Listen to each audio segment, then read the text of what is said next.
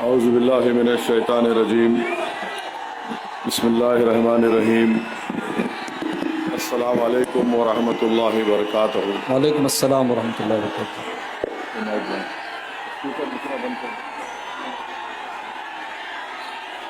मोअज़्ज़िज़ हाज़िरीन इकराम, बुज़ुर्गान क़ौम और मिल्लत, मेरी इज़्ज़तदार माँ और बहनों, ग़यूर नौजवान साथियों, शहनशीन बतशरीफ़ फरमा मोहतरम जनाब इम्तियाज़ जलील साहब, सदर महाराष्ट्र मजलिस इत्तेहादुल मुस्लिमीन व साबिक़ा रुकन असम्बली व साबिक़ा रुकन parliament, general secretary Sameer Sajid साहब,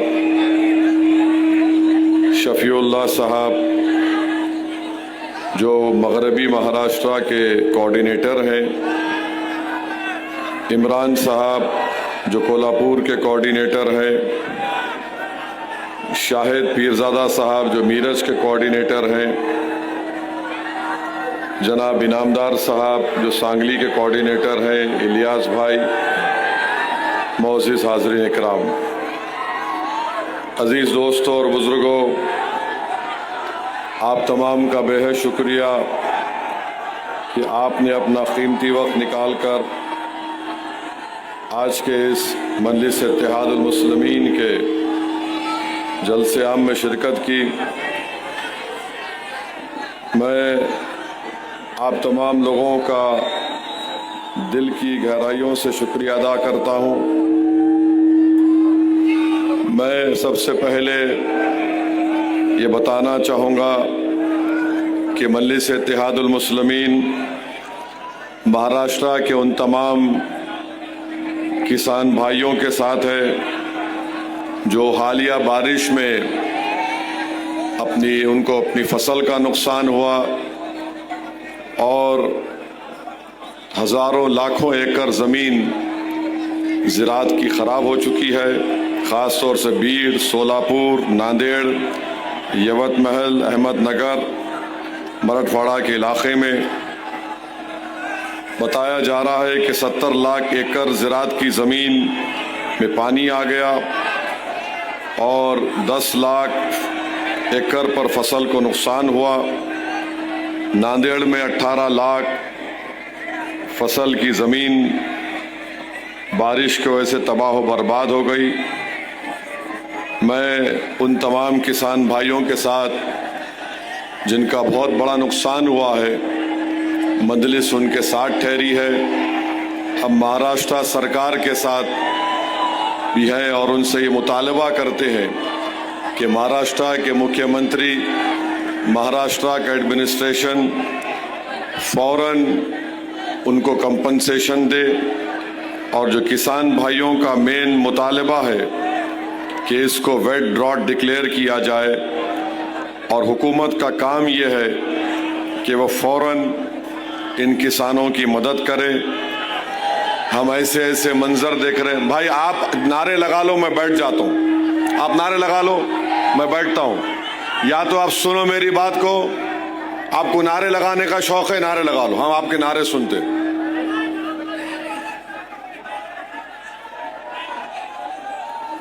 ये कौन है? हट जाओ वहां से, इधर आओ। ए बाबू पीछे आओ तुम लोग।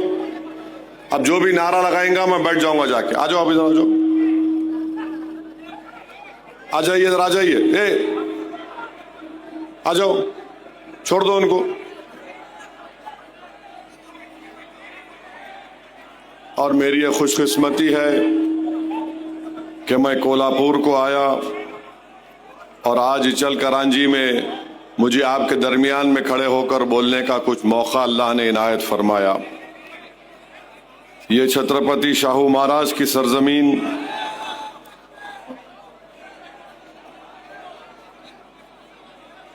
ये छत्रपति शाहू महाराज की सरजमीन जिन्होंने अनटचेबिलिटी का खात्मा किया, जो महात्मा फूले की फिक्र से मुतासिर हुए, जिन्होंने 1912 में बुनियादी तालीम का आगाज़ किया और फिर 1917 में उसको फ्री कर दिया। 50% रिजर्वेशन तालीमी इदारों में और हुकूमत में उन्होंने नाफिद किया दलित, ओबीसी, मुसलमान माइनॉरिटीज़ के लिए। और बाबा साहेब अम्बेडकर को संविधान में रिजर्वेशन का आइडिया बाबा साहब को यहीं से मिला। 1920 मई में छत्रपति शाहू महाराज ने all India backward class conference मुनक्कद की और बाबा साहेब अम्बेडकर से कहा कि इसके चेयरमैन आप होंगे। और 1906 में मोहम्मदन एजुकेशन सोसाइटी का क़याम अमल में लाया। छत्रपति शाहू महाराज की सोच और फिक्र से तिलक और श्रीपद अमृत दांगे जो कम्युनिस्ट पार्टी ऑफ इंडिया के फाउंडर थे वो परेशान थे और बाबा साहेब अम्बेडकर ने उनको समाजी जमहूरियत का सुतून करार दिया था छत्रपति शाहू महाराज को। मैं आपको ये भी बताना चाहूँगा कि मजलिस इत्तेहादुल मुस्लिमीन आने वाले बल्दिया के इंतखाबात में आजरा में मुकाबला करेगी, इचल करांजी में मुकाबला करेगी, कोल्हापुर में मुकाबला करेगी और कुरुन वार्ड में भी इंशाअल्लाह ताला हम लोग इलेक्शन में हिस्सा लेंगे। मेरे अजीज दोस्तों और बुजुर्गों, मैं आपको ये बात बताना चाह रहा हूं कि हमारे वतन अजीज में हम देख रहे हैं कि पहलगाम का हमला हुआ जहां पर हमारे 26 भारत के सिटीजन्स को, नागरिकों को पाकिस्तान से आए हुए टेररिस्ट ने उनको सिर्फ इस बुनियाद पर गोली मारकर उनकी जान ले ली, उनके परिवार और उनकी बीवियों के सामने, कि उनका मजहब हिंदू थे, हिंदुइज्म था। हम तमाम ने उसकी मजम्मत की। फिर ऑपरेशन सिंदूर हुआ, हम तमाम ने हमारी बहादुर फौज का पूरा सपोर्ट किया, उनके साथ हम खड़े रहे। मगर सवाल ये पैदा होता है कि हम जानते हैं कि ऑपरेशन सिंदूर कामयाब हुआ और मैंने पार्लियामेंट में खड़े होकर मुबारकबाद दी, मगर पाकिस्तान की तरफ से जो शेलिंग हो रही थी उसमें एक मस्जिद के इमाम साहब की भी मौत हुई, 2 जुड़वा बच्चों की मौत हुई, सिख गुरुद्वारे को तबाह किया गया, एक मंदिर पर भी हमला हुआ, उनकी शेलिंग में नुकसान हुआ। फिर ऑपरेशन सिंदूर हुआ, हमने मुंह तोड़ जवाब दिया ब्रह्मोस मिसाइल से, हमने आतंकवादियों के हेडक्वार्टर्स को तबाह बर्बाद कर दिया। सवाल ये पैदा होता है कि आखिर बीजेपी पाकिस्तान से जब उनका 80% पानी हम रोक चुके हैं, उनका प्लेन भारत की एयर स्पेस में नहीं आ सकता, पाकिस्तान की रजिस्टर्ड शिप या कश्ती भारत के पानी टेरिटोरियल वाटर्स में नहीं आ सकती। हम ट्रेड बंद कर दिए, डायरेक्ट इनडायरेक्ट ट्रेड। ये बात अब तक मुझे समझ में नहीं आ रही है कि आखिर हमने ये क्रिकेट मैच खेला क्यों, क्रिकेट मैच खेलने की वजह क्या है। एक बात याद रखिए, हम भारत की क्रिकेट प्लेयर्स पर कभी तनकीद नहीं करेंगे, वो बेहतरीन खिलाड़ी है। हम जब इंग्लैंड में इंग्लैंड को हरा दिए, ये पाकिस्तान तो चूचू का मुरब्बा है क्रिकेट मैच में। सवाल क्रिकेट प्लेयर से नहीं है, सवाल भारत के प्रधानमंत्री से है, वजीर आजम से है कि आपने कहा था मोदी जी कि खून और पानी एक साथ नहीं जाएगा, बातचीत और आतंकवाद एक साथ नहीं होगा। तो फिर 26 भारत के लोगों को पहलगाम में मारकर चले गए और आप खुद कह रहे हैं कि ऑपरेशन सिंदूर जारी है, तो फिर हमने क्रिकेट मैच क्यों खेला? तो बीजेपी के लोग बोलते कि नहीं नहीं, हम बाइलैटरल नहीं खेलेंगे, ये बाइलैटरल नहीं है। बीजेपी वालों, तुम जिसको बेवकूफ बनाना चाहते वो बेवकूफ बन रहा है तुम्हारी झूठ पर। ये इंडिया और पाकिस्तान का इंडस वाटर ट्रीटी बाइलैटरल नहीं है तो क्या है बताओ? जब तुम पानी बंद कर सकते तो तुम क्रिकेट मैच क्यों खेल रहे? नहीं हमारा फुला है। अरे अगर एक एशिया कप नहीं खेलते हम तो कौन सा आसमान सर पे गिर जाता? और इतनी बेशर्मी के साथ बीजेपी वाले बोल रहे हैं नहीं नहीं, हमारा कैप्टन हाथ नहीं मिलाया।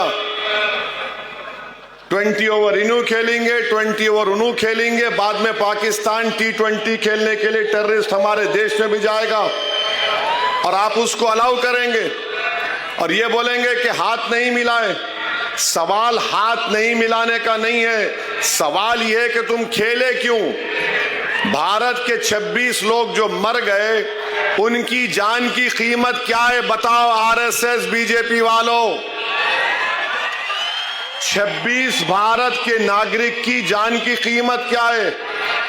100 करोड़ है, 200 करोड़, 300 करोड़, कितना फायदा क्रिकेट खेलने से हुआ बताओ?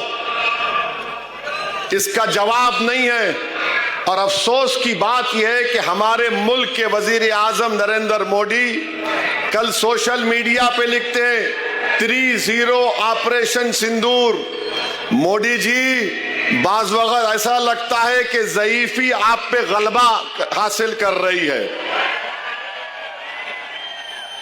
ऑपरेशन सिंदूर जो था वो हमारी फौज एयरफोर्स का था, उसको उनकी तौहीन आप कर रहे हैं। फौज एयरफोर्स की उनकी बहादुरी को आप एक क्रिकेट प्लेयर से मिला रहे हैं, क्रिकेट मैच से, जो अपनी जान दे रहे हैं हवाओं में हमारा एयरक्राफ्ट उड़ा रहे। जो फौज खड़ी भी है बॉर्डर पर, गोले बारूद उन पर बारूद का हमला हो रहा है और हमारे प्रधानमंत्री बोल रहे 3-0 ऑपरेशन सिंदूर। अरे क्रिकेट मैच को फौज और एयरफोर्स से कैसा मिला रहे देश के प्रधानमंत्री? अजीब और गरीब बात है। अरे बीजेपी वाले ऐसे अंधभक्त है, वाह वाह वाह वाह, थाली थाली। मेरे भाई, थाली बजाने से पहले एक बात सोचो, अगर वो 26 मरने वालों में तुम्हारी बेटी होती, तुम्हारा दामाद होता, तुम्हारा बेटा होता, तुम देखते क्रिकेट मैच? नेशनलिज्म की बात करने वालों, चुल्लू भर पानी में डूबो, तुम्हारा जमीर मर चुका है। तुम सिर्फ दौलत को देखकर क्रिकेट मैच खेलते हो। भाड़ में जाए वो एशिया कप नहीं खेलते थे हम एक फर्म मैसेज देते सारी दुनिया को। जब हम अक़वाम मुत्तहिदा में खड़े होकर जय शंकर पाकिस्तान के ऊपर बोल सकते हैं तो क्रिकेट मैच क्यों खेले? नहीं खेलना था पाकिस्तान से। अरे एक एशिया कप नहीं खेलते तो पाकिस्तान टाई हो जाता, परेशान हो जाता और नुकसान उनका होता, हमारा नहीं होता। हमारी तो 3-4 ट्रिलियन की इकोनॉमी, प्रधानमंत्री खुद बोलते ना। और क्रिकेट मैच खेल के प्रधानमंत्री लिख रहे 3-0। क्या तौहीन है हमारी फौज की, हमारे बहादुर एयरफोर्स की। क्या सोच रहा होगा वो पायलट जिसने ब्रह्मोस मिसाइल मारकर पाकिस्तान के 9 एयर स्ट्रिप एयरपोर्ट को बर्बाद कर दिया? क्या सोच रहे होंगे वो जवान जो आए दिन पाकिस्तान की फौज की गोला बारूद का मुकाबला करते हैं कि हमारी बहादुरी और कुर्बानी को क्रिकेट मैच से मिला दी? वाह प्रधानमंत्री, आपका नेशनलिज्म बहुत खूब। बीजेपी वालों, तुम अब बैंड बाजा की कंपनी बन चुके हो, बजाओ बाजा। पाकिस्तान, अरे पाकिस्तान मारा हमको, टेररिज्म हमारे पास कर रहे और क्रिकेट मैच को वाहवा वाहवा हो रहे। ये मुल्क है, ये मुल्क की इस तरह से हम इंटरनल सिक्योरिटी को, एक्सटर्नल थ्रेट्स को देखेंगे? अजीब और गरीब मामला। बहरहाल मेरे अजीज दोस्तों और बुजुर्गों, बीजेपी एक्सपोज हो चुकी है क्रिकेट मैच खेलकर। बीजेपी बुरी तरह एक्सपोज हो चुकी है और वो व्हाइट हाउस में बैठा हुआ है, बात करे कि मैं जंग रुकाया, मैं जंग रुकाया, मैं जंग रुकाया, मैं जंग रुकाया। अरे क्या तो भी खा के बोलता नहीं मालूम उन्हें।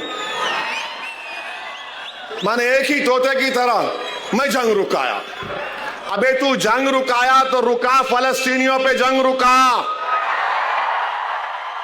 65,000 फलस्तीनी मारे गए, 65,000। अच्छा, ट्रंप बोल रहा है, एक मिनट सुनिए, ट्रंप हमारे पास 50% टैरिफ लगा दिया। गुजरात के सूरत में हमारे डायमंड इंडस्ट्री में लोगों की नौकरी चले गई। मोटर स्पेयर पार्ट्स का एक्सपोर्ट जो 35,000 करोड़ का होता था, आधा हो गया। तमिलनाडु में रेडीमेड कपड़े जाते थे अमेरिका को, वो नौकरियों से निकाल रहे हैं। अरे कौन सा नेशनलिज्म है तुम्हारा बीजेपी आरएसएस वालों? 50% टैरिफ लगा दिया ट्रंप ने। हम ट्रेड डील करेंगे। कौन सी ट्रेड डील करोगे आप बताओ? कौन सी ट्रेड डील करोगे? हम एफटीए करें, क्या करेंगे? बर्बाद कर दे रहे हैं टैरिफ लगाकर। मगर हमारे प्रधानमंत्री बोल रहे हैं 4 ट्रिलियन की इकोनॉमी। कौन सा? कुछ तो बोलो, इतना क्यों डर रहे अमेरिका से? भारत एक ताकतवर कंट्री था, भारत एक ताकतवर मुल्क है और हमेशा रहेगा इंशाअल्लाह ताला। अमेरिका अपनी जगह पर है तो हम कमजोर थोड़ी हैं। उनको हिंदुस्तान की मार्केट चाहिए। अमेरिका में कोई हुनर नहीं है, फन नहीं है वहां के लोगों के पास।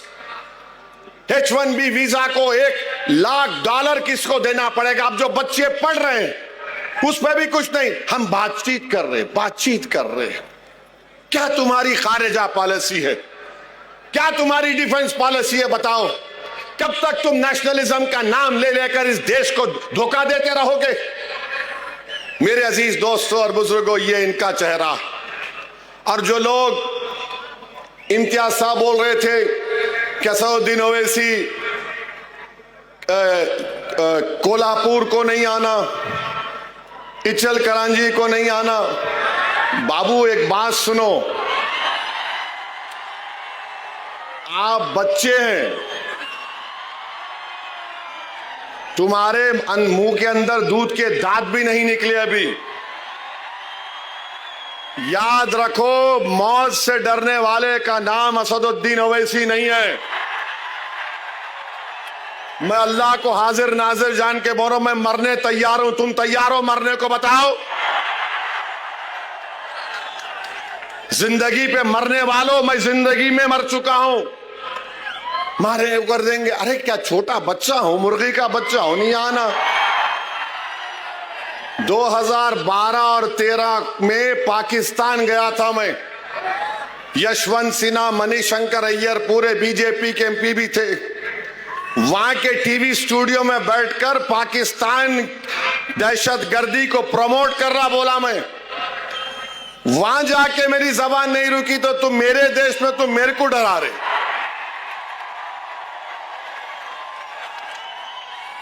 अभी दूध पियो बॉटल से, ये उम्र नहीं है तुम्हारी। हम तुम्हारे बड़ों से मुकाबला कर रहे, बच्चे बीच में नहीं आना। क्या तमाशा है भारत का? नहीं ये नहीं आना, आते क्या करते? ये कोई बात है? अच्छा हम यहां पे हम पहुंचे, हमको लव लेटर मिल गया है 169 BNSS हजरत पुलिस हमको दे दी। हम समझे हमारे ससुरे हैदराबाद में ससुराल यहां भी निकला। अब ये तो कोई हेट स्पीच नहीं होंगी, नाराज तो नहीं होंगे हमारे पुलिस के इंस्पेक्टर साहब जो हमारे को लव लेटर दिए। नहीं, आप हेट स्पीच नहीं देना। हेट स्पीच कहां दिया मैं? हेट स्पीच जो दे रहे उसमें तो आप कुछ नहीं कर रहे। आपके मुंह में दही जमा हुआ है जो गाली दे रहा रोज, आप उसको तो बोलते ही नहीं। क्या क्या नहीं बोलते रोज वो लोग, कुछ बोलते ही नहीं। वो जो एनिमल प्रोटेक्शन के नाम पर पूरे कुरैश बरादरी के कारोबार को बर्बाद कर दिया, उनको कुछ नहीं करते आप। नहीं, आप नहीं देना हेट स्पीच। अरे भाई साहब, मैं 2 मर्तबा का एमएलए हूं, 5 मर्तबा का मैं एमपी हूं, उसके बावजूद भी आप हमको नोटिस दे रहे। अब मैं घर को जाऊंगा तो मेरी बीवी को मालूम होगा कि यहां लव लेटर मिला, तो मेरी बीवी का क्या हाल होगा, सोचो इंस्पेक्टर साहब आप। ऐसा तो नहीं करना चाहिए ना आपको। आप इंटरनल फैमिली मैटर में क्यों आ रहे? आप खामोशी से बोलो आई लव यू, मैं समझ सकता हूं। ओपनली मोहब्बत का इकरार कर दे रहे आप। 56 इयर्स का हो चुका हूं माशाअल्लाह से। ये उम्र में तो नहीं देना लव लेटर। ये बच्चों को दे मालूम, ये हमारे पीछे पड़ गए। जब कभी आए ये लो मैं लिख के दिया, I reject this notice because this violets my freedom of expression, which is a fundamental right under Article 19 of the Indian Constitution. कोई बात है क्या क्या महाराष्ट्र में नहीं बोला जा रहा है? आप पकड़ते नहीं। मस्जिद शहीद कर दी, आप कुछ करे, पकड़े किसको हमको मालूम। तो ये ठीक नहीं है, ये ठीक नहीं है। हाँ, मैं गुनाह करा, आप केस बुक करो, मेरे को बोलो, रोक या रोक लो मेरे को, मैं रुक जाता हूं, जेल में डाल दो, जो करते करो आप। मगर पहले से आपको कौन बोले? नहीं आके बोलेंगा। अरे कैसा बोलूंगा? अरे मैं भारत की नुमाइंदगी करने गया था अरब कंट्रीज में, बहरीन, आपके कुवैत, सऊदी अरेबिया, अल्जीरिया। पूछो बीजेपी के मेंबर से कि ओवैसी की जबान से क्या अल्फाज निकल रहे थे। पूछो हेड डेलीगेशन हेड से। क्या तमाशा बना के रख दिया आप कि आप मेरे को नोटिस देकर आप अपने इकबाल को कम कर रहे हैं। मेरा इकबाल कम नहीं होता, अल्लाह मुझे और इज्जत देगा इंशाअल्लाह ताला। आप ये बता रहे कि आप कितने बायस्ड हैं, कितने अनजस्ट हैं आप। रूल कानून का इतलाक सिर्फ मुझ पे होगा, दूसरों पर नहीं होगा। कानून तो सबके लिए है, दूसरों पे नहीं होगा इस्तेमाल। नहीं, एक शेरवानी टोपी दाढ़ी वाला पहन के आ रहा, उसको नोटिस देंगे, दो, फिर सुनो मैं क्या बोल रहा हूं। सो इस पे केस बुक करते, बुक करो, ले जाके जेल में डालते, डाल दो। मैं मरने को तैयार हूं इस कास्ट के लिए, इन गरीबों के लिए। मेरी जबान ना जुल्म से खामोश होगी, मेरी जबान ना जबर से खामोश होगी, मेरी जबान ना गोलियों से खामोश होगी। हाँ, मौत मुझे खामोश कर सकती है, मगर मुझे यकीन है कि इंशाअल्लाह ताला मैं जमीन में अंदर चला भी जाऊंगा, मगर जो सोच और फिक्र इन नौजवानों को दे के जाऊंगा वो मुझसे ज्यादा काबिल होंगे। याद रखो, पुकार पुकार कर मेरा पैगाम लेके जाएंगे। अजीब मामला। मेरे अजीज दोस्तों और बुजुर्गों, और ये जो पोस्टर निकाला गया है नबी करीम सल्लल्लाहु अलैहि वसल्लम के बारे में, मैं नौजवानों को बोल रहा हूं, अगर आप मोहम्मद सल्लल्लाहु अलैहि वसल्लम से मोहब्बत करते हैं, कितने लोग आई लव मोहम्मद बोलते? हाथ उठाओ। आप लोग पूरी 5 वक्त की नमाज पढ़ रहे? सही सही बोलो, अल्लाह उसका रसूल देख रहा। झूठ बोलते या सच बोलते? कितने शादीशुदा लोग अपनी बीवी पे हाथ उठाते? बोलो।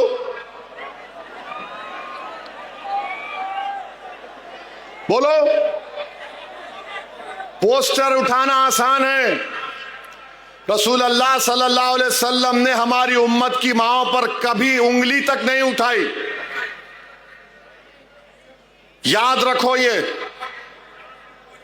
रसूल अल्लाह सल्लल्लाहु अलैहि वसल्लम घर में अपना खुद काम करते थे, आपका हाल क्या है? घर में जाओ, हो चाय बनाओ, पानी लाओ, बहुत बड़ा जिहाद करके आए तुम घर को। मेरे भाई, नमाज पढ़ो। खाली जुम्मे का, रमजान का नहीं मामला है, रोज मस्जिद को आबाद करो। रमजान में पूरे रोजे रखो। जिसको अल्लाह दौलत दिया, ज़कात निकालो। ने ज़कात में डंडी मारते, कई को मारते बाबा? दो, ओनली 2.5% है वो, दो निकालो उसको, पूरे बलायात खत्म हो जाते। नमाजा पढ़ते नहीं हम लोग, कोई नमाज नहीं पढ़ेंगे। और या रसूल अल्लाह, हम आपसे मोहब्बत के नारे, नमाज पढ़ो, झूठ मत बोलो, बहादुर बनो, अल्लाह की जात पर तवक्कल करना। अल्लाह ही हमारी हिफाजत करने वाला है। डरना किसी माई का लाल से नहीं है। हम और आप रसूल अल्लाह सल्लल्लाहु अलैहि वसल्लम के गुलामों के गुलाम हैं। तो गुलाम कैसा रहता आका के सामने अपने? हम आका के चाहने वाले हैं,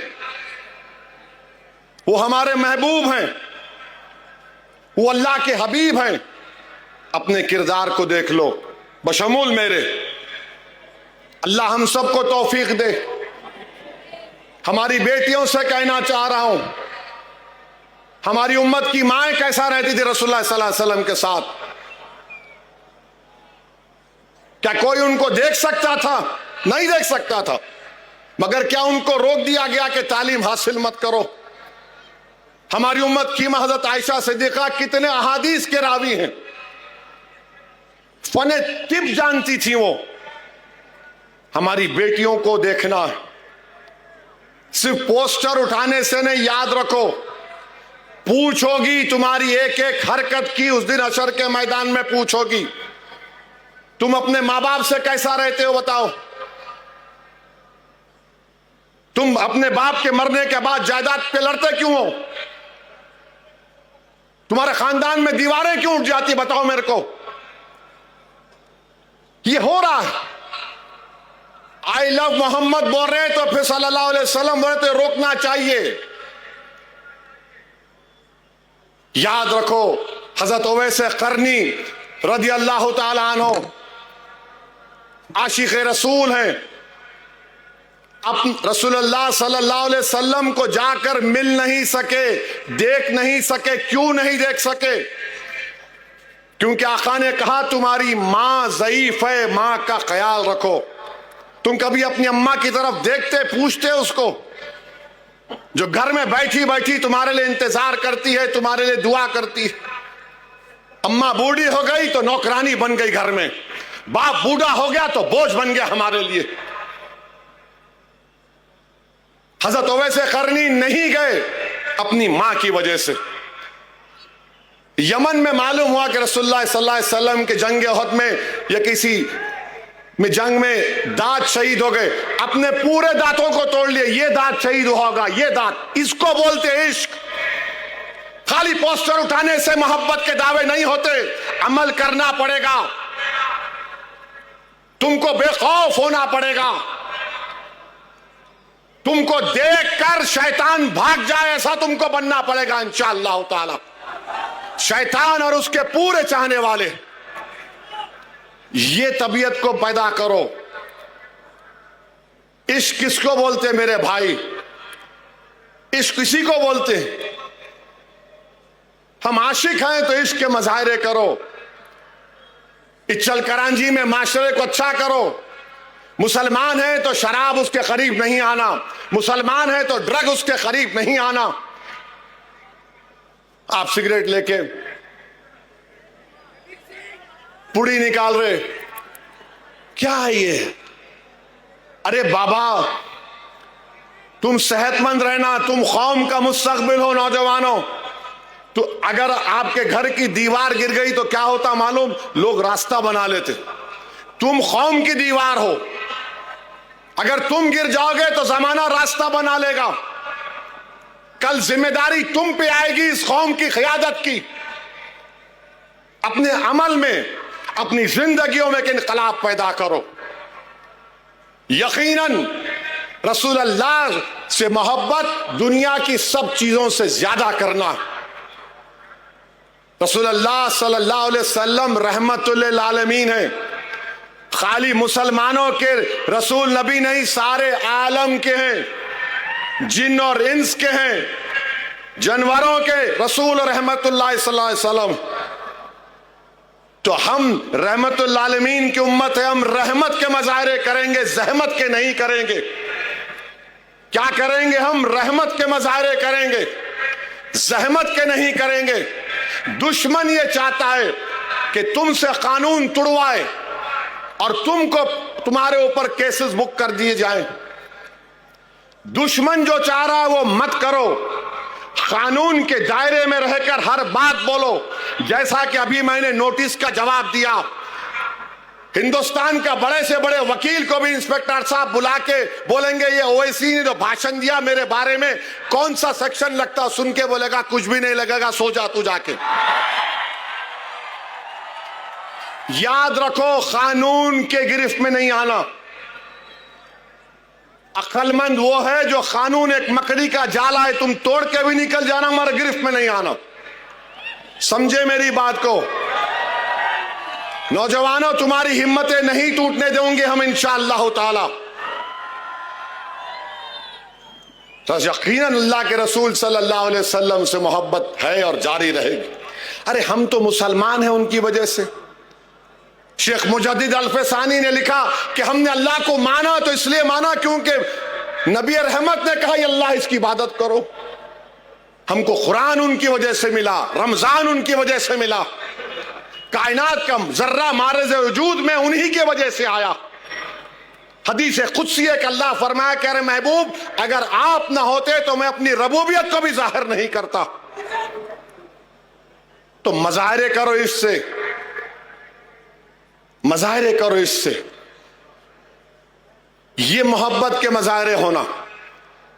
माशरे में बुराइयों का खात्मा करो।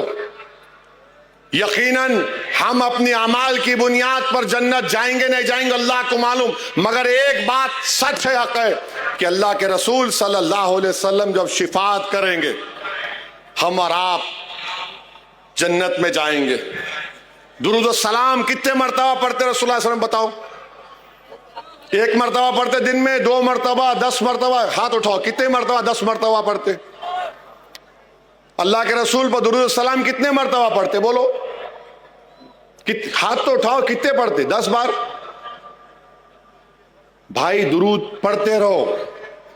तुम एक बार दुरूद पढ़ेंगे रसूलुल्लाह सल्लल्लाहु अलैहि वसल्लम पे तो अल्लाह तुम्हारे 10 गुनाहों को माफ करता, तुम्हारे 10 दर्जात को बुलंद करता,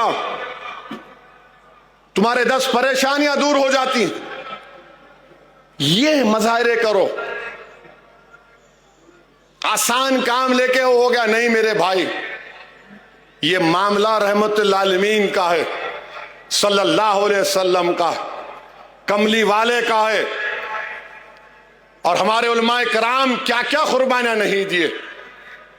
इस तरह की बहादुरी के मजाहरे करो जिस तरह इमाम आजम अबू हनीफा जेल में जिंदगी खत्म हो गई मगर बादशाह ने कहा था साइन कर दो, बोले नहीं करता। इमाम अहमद बिन हंबल को कोड़े मारे जाते थे कि बोल दो कुरान अल्लाह का कलाम नहीं है। आपने कोड़ों को बर्दाश्त किया मगर कहा यह अल्लाह का कलाम है। इमाम मालिक रहमतुल्लाह अलैह मदीने में अगर कोई आके सवाल पूछता कि रसूल अल्लाह सल्लल्लाहु अलैहि वसल्लम की हदीस बयान करो, उसको बिठाते, वजू करके आते, खुशबू लगाते। लोग पूछते कि मामूली सवाल पर आप नए कपड़े नहाकर नहीं आते? बोले नहीं, रसूलुल्लाह सल्लल्लाहु अलैहि वसल्लम की हदीस बयान करो। अदब रखो, याद रखो, ये मामला बड़ा नाजुक है, ये मामला बड़ा नाजुक है नौजवानों। और जब पोस्टर लेके जा रहे तो फेंकना नहीं जमीन पे। किसी का नाम मोहम्मद नहीं था, मेरे नबी के नाम से पहले पूरी कायनात में। उस पोस्टर को उठा के रखो, अपने सीने से लगा के रखो, घर में चिपका कर रखो। समझो इस चीज को नौजवानों, तुमको बुरी लग रही होगी मगर मैं अपना हक अदा कर रहा हूं। कल मैं हशर के मैदान में तो जिम्मेदार नहीं होगा कि तुमने क्या किया था रहते। मैं तो बोल रहा हूं, मैं अपनी जिम्मेदारी को निभाने की कोशिश कर रहा हूं। नौजवानों, कानून के गिरफ्त में मत आओ। तुम्हारी जिंदगी हमारे लिए बड़ी कीमती है। नौजवानों, तुम्हारी हिफाजत करना ऐसा है कि हम अपने औलाद की हिफाजत कर रहे हैं, कि तुमको ताकतवर बनाना है, तुमको कॉन्फिडेंस दिलाना है, तुमको हिम्मत दिलाना है, ताकि कल तुम खड़े होकर इन वक्त के फिरौन और जालिमों से मुकाबला कर सको। करेंगे ना आप लोग? करेंगे ना आप लोग? इंशाअल्लाह बोल के घर को जाके सुबह की फजर की नमाज गोल नहीं करना। आप घर को जाके शाह पढ़ो, मेरे को भी पढ़ना है। नमाजों की पाबंदी करो। तुम्हारे चेहरों का नूर देखकर अखियार बोलना कि ये गुलाम रसूल सल्लल्लाहु अलैहि वसल्लम जा रहा है, ये गुलाम रसूल जा रहा है, ये मोहम्मद सल्लल्लाहु अलैहि वसल्लम का उम्मती जा रहा है। तुम्हारे से अगर कोई हाथ मिलाए तो तुम्हारे हाथ में वो तासीर अल्लाह पैदा कर दे कि तुम्हारे हाथ मिलाने से उस आदमी का गुस्सा और नफरत ठंडी पड़ जाए। होता ये को मैं आसमानों की उस बात नहीं, कि होता ये। मेरे अजीज दोस्तों और बुजुर्गों, उत्तर प्रदेश के मुख्यमंत्री, बरेली के वाकया हुआ, बरेली का वाकया हुआ तो बोले हम सिखा दिए वो करे। अरे मुख्यमंत्री बाबा, वो फतेहपुर की दरगाह में गुंडे घुस गए। एक वली की दरगाह में गुंडे घुसकर दरगाह को, खबर को लाठियों से मार रहे थे। आपकी मुंह में जबान नहीं हिली? खाली बरेली में क्या हुआ वो याद रहा आपको? फतेहपुर की दरगाह का याद नहीं आया बाबा आपको? उस पे भी कुछ बोल देते, नहीं बोले क्योंकि मारने वाले इनके मित्रों थे। अजीब मामला है। दोहरा रवैया, दोहरा रवैया का यही तो हमारा गुस्सा है। वो दरगाह पे हमला हुआ, कुछ नहीं। वो बरेली में हुआ, वाह मैं ऐसा कर दूंगा, मैं वो कर दूंगा। एक बात याद रखो, दुनिया जब तक कायम रहेगी अल्लाह के हुक्म से, हम कट जाएं मर जाएं, मगर कभी खत्म होने वाले नहीं हम इंशाअल्लाह ताला। हम कट जाएंगे, तुम्हारी गोलियों का शिकार हो जाएंगे, तुम्हारे तशद्दुद की वजह से हमारे घर बार जल जाएंगे, मगर खत्म होने वाले नहीं है, याद रखो। अगर खत्म हो जाते तो फिर करबला के लोग अब तक जिंदा हैं, इमाम हुसैन जिंदा है, अहले बैत जिंदा है, और यजीद मलून मुर्दा है। जुल्म करने वाले खत्म हो जाते और हक का परचम उठाने वाले अल्लाह उनके नाम को जिंदा रखता। तो आपको और हमको डरने की जरूरत नहीं है। फिरौन भी बड़ा दावा करता था कि मेरी हुकूमत है, नमरूद भी बड़ा दावा करता था मेरी हुकूमत है, मैं आग में इब्राहिम को डाल दूंगा। दुनिया ने देख लिया कि नमरूद की हुकूमत खत्म हुई, फिरौन की हुकूमत खत्म हुई, यजीद पलीत खत्म हो गया। ये जुल्म करने वालों की थोड़े दिन बाकी है, अल्लाह जानता। मगर अपनी हिम्मतों को बुलंद रखिए, डरने और घबराने की जरूरत नहीं है। और जब कभी भी परेशानी आती है तो थोड़ी देर के लिए सोचो गाजा के फलस्तीनी क्या कर रहे होंगे। 65,000 मर चुके हैं, 65,000। और मां बोलती है बेटे की जनाजे के सामने खड़े होकर, बेटा मैंने तुझे बैतुल मुक़द्दस मस्जिद अक़सा के लिए शहीद किया, जा रसूलुल्लाह सल्लल्लाहु अलैहि वसल्लम को मेरा भी सलाम पहुंचाना। बाप बेटे की लाश को देखकर कहता है, छोटे बच्चों की लाश को बाप कहता है, या अल्लाह तेरे हक के लिए मैं कुर्बान कर दिया। और गूगल पर जाकर देखो 65,000 गाजा में मर गए, एक आदमी भी खुदकुशी नहीं किया, एक भी खुदकुशी नहीं किया। आजकल तो साइकियाट्रिस्ट सबको बेवकूफ बना रहे। अरे यहां हम देखे तो अरे ऐसा हो गया, अरे वैसा हो गया। अरे मर्द बनो, हिम्मत वाले बनो। कुछ नहीं होता, अल्लाह हमारे लिए काफी है। हस्बुनल्लाहु व निअमल वकील, अल्लाह हमारे लिए काफी है। अरे मसाइब के तूफान आएंगे, मगर जो सबर और साबित कदम रहेगा और हिम्मत नहीं छोड़ेगा, तुमको दुनिया में इज्जत या फिर कोई तकलीफ मिली होगी, मगर इसका अजर अल्लाह हशर में देगा। अल्लाह तुम्हारा हमारा इंशाअल्लाह ताला उसका अजर हशर के मैदान में देगा। और हम मोहम्मद सल्लल्लाहु अलैहि वसल्लम के उम्मती हैं। अल्लाह के रसूल सल्लल्लाहु अलैहि वसल्लम, हम खबर में जाएंगे, चेहरे मुबारक का दीदार करवाया जाएगा। सोचो क्या खुशखबरी होगी, क्या मजा आएगा जब रहमतुल आलमीन के चेहरों को देखोगे, जब चेहरे मुबारक को देखेंगे। क्या मंजर होगा जब हशर का मैदान होगा, सब रसूल नबी नफसी नफसी बोलेंगे और कमली वाले बोलेंगे मेरा उम्मती कहां है, मेरा उम्मती आओ। गुनाहगार को तलाश करेंगे। तो मेरे अजीज दोस्तों और बुजुर्गों, नेक बनो, अपने माँ बाप की खिदमत करो, माँ बाप से अच्छा बर्ताव करो, बीवियों से अच्छा रहो। बीवी से अच्छा नहीं रहते, बहन से बहन भाई कुछ करा तो गुस्सा आता, सीना तान के जाते, क्यों रे मेरी बहन को ऐसा बोला, अपनी बीवी को, तुम्हारी बीवी को क्या हो रहा। ये मैं सब देख के बोल रहा हूं, अवाम से सुनकर बोल रहा हूं। ये माशरे की बुराइयों का खात्मा करना है। किसी से नहीं डरना, ना बाबा से डरना, ना मोदी से डरना, ना अमित शाह से डरना, ना शिंदे से डरना, ना फडणवीस से डरना, किससे भी नहीं डरना सिवाय अल्लाह से। अल्लाह के पास सबसे बड़ी ताकत है, अल्लाह के पास इख्तिदार है। अरे भारत में कई हुकूमतें खिले आए, सब चले गए, नाम रहे नाम अल्लाह का, अल्लाह का ही नाम रहेगा। तो हिम्मतों को बुलंद करो नौजवानों। होता है थोड़ी फिक्र होती है, अरे ऐसा हो गया, मगर दिल को बोलना ठहर, अल्लाह है। अपने हौसले को तुम 10 सेकंड के लिए ठहर जाओ, देखो तुम्हारे में कैसा इत्मीनान और कॉन्फिडेंस पैदा होता है। तो मेरे अजीज दोस्तों और बुजुर्गों, याद रखिए, हमारे ईमान की हिफाजत उसी वक्त होगी जब हम अल्लाह से मोहब्बत करें, रसूल अल्लाह सल्लल्लाहु अलैहि वसल्लम से मोहब्बत करें।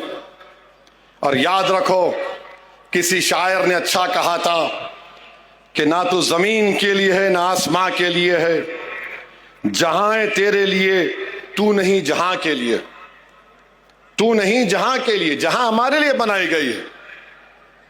आज अगर वो इख्तिदार पे, अरे साहब ऐसा हो रहा है, कुछ नहीं होता प्यारे, कुछ नहीं होता, इंशाल्लाह हम ही गालिब होंगे, इंशाअल्लाह ताला हम ही गालिब होंगे, देखना तुम इंशाअल्लाह ताला। अल्लाह मजलूमों को इख्तिदार देता है, अल्लाह कमजोरों को इख्तिदार देता है। जिस पे जुल्म किया जाता है ना, तारीख गवाह है, अल्लाह उनको इख्तिदार देता है, उनको बादशाह बनाता है। अल्लाह देगा हमको इंशाअल्लाह ताला।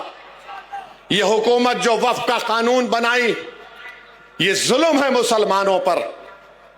हमारी मस्जिदों को छीनने के लिए कानून बनाए, हमारी दरगाहों को छीनने का कानून बनाए, कब्रस्तानों को, ईदगाह को छीनने का कानून बनाए, हमारे 200-300 साल की दरगाहें, मस्जिदों को ये कह दिया गया कि अब मालिक वक्त नहीं है, एएसआई रहेगा। क्या करना चाहती है हुकूमत ये? क्यों बीजेपी इतनी नफरत करती है मजहबी मुकामात से हमारे? क्यों कह रहे हैं कि अगर कोई हिबा होगा तो बच्ची का हक नहीं लिया जा सकता? अरे मैं अल्लाह को दे रहा हूं, आपको क्या हो रहा है? लिमिटेशन एक्ट अप्लाई कर दिया गया ताकि जो वक्फ बोर्ड की जमीन पर काबिज है वो मालिक बन जाए। आप सोच रहे हैं नरेंद्र मोदी क्या किया आपने कानून बनाकर? आपने हमेशा के लिए बता दिया कि मुसलमानों को उनकी इबादत गाहों से दूर किया जाएगा। आपको गलत फहमी है भारत के प्रधानमंत्री। हम नहीं छोड़ेंगे अपनी मस्जिदों को इंशाअल्लाह ताला। हम नहीं छोड़ेंगे अल्लाह के घर को, हम उसको आबाद रखेंगे। ये हमारे औलिया अल्लाह के आस्थाने उस वक्त भी आबाद थे जब जालिम और जाबिर बादशाह थे, आज भी आबाद है और सुबह कयामत तक आबाद रहेंगे। हमारी खानकाएं कभी वीरान नहीं होंगी। वहां पर अल्लाह का नाम लेकर दिल पर ज़रब मारकर जिक्र किया जाता है। वो होता था, हो रहा है और होता रहेगा इंशाअल्लाह ताला। हमारे कब्रिस्तानों में हमारे बुजुर्ग सीना तान कर सो रहे हैं, आप उसको भी छेड़ना चाहते हैं। मेरे भाई, ये वक्त मुत्तहिद रहने का है, ये वक्त मुत्तहिद रहने का है।